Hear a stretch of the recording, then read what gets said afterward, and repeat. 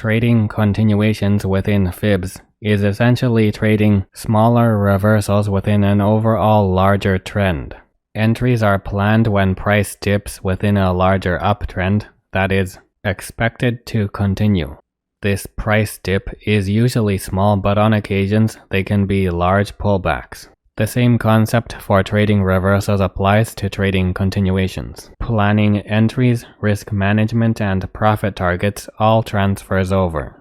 The only major difference is that continuations are part of an overall larger trend, while reversals don't necessarily occur within larger uptrends. As time passes, the uptrend becomes more and more clear. It is expected to continue. Shortly after September 2016, we can see the trend begins a small bearish reversal, which presents an opportunity to buy the dip. A fib can be drawn from the low 90s up to that area marked by the number 2, where price is starting to reverse back down. This will draw a fib with an uptrend line. A fib with a downtrend line can also be drawn from the reversal in 2015 marked by the number 1. Draw the fib from that point down to the lows in the 90s. As long as the fib is valid, it can be drawn from any points you choose. Price makes a minor reversal and continues trending higher. Notice past concepts show up again. Price still moves freely until it reaches a fib level where it will either reverse or stall and congest. A balanced approach would have been to use a slightly narrower stop that lined up with the past reversals in September, then plan to take some profits at the 0.5 level, and then close the position at the 0.618 level, which was the area of the last bearish reversal, marked by the number 2. If confidence in the trend was high, the position could be kept open longer. This is the route more aggressive traders would take. Like reversals, taking profits 1 or 2 fib levels up is the safest route to take. In the case the uptrend does not continue. The trend did continue more than 3 fib levels from the entry point to pass the 0.786 level at 123.62. Normally, this is where a reversal back down would be very likely. Price even briefly stalled below this level. However, in this case, price was able to easily pass this extended level due to a gap in price driven by a surge in volume.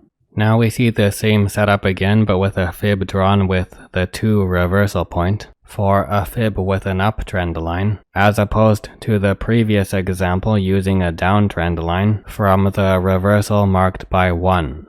Since the upper range of the fib is lower compared to the previous example, the maximum profit target is lower. This fib only reaches a price of 118.55, while the last example used a larger fib and had an upper range at 132.97. Entries and stops are in the same general areas. Lastly, the trend line of this fib's confirmation triangle also acts as a trend line that supports price in November. Here is a large uptrend and recovery back to previous highs after a sharp decline in 2015. The strong developing uptrend provided opportunities to trade price dips. The first highlighted area was very much like trading a narrow range. Thus, a profit target of only 1 fib level was appropriate for a conservative approach. The second area demonstrates a larger pullback and price dip that needed a larger stop.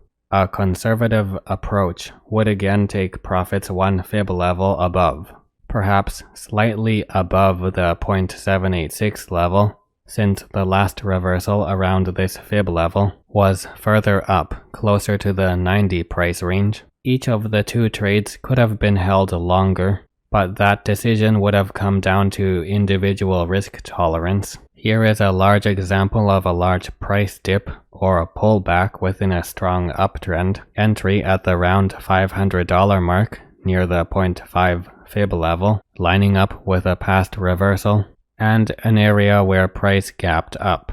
A stop loss area placed at the closing prices of the last major reversal. It was a matter of discretion using the closing prices of the last reversal and not the absolute low intraday low price. This is mainly due to the larger concentration of price at the closing prices of the reversal just before September, rather than at the intraday low. Later, it turned out the stop, indeed, didn't need to be so wide. A conservative approach takes profits at the 0.382 and 0.236 levels.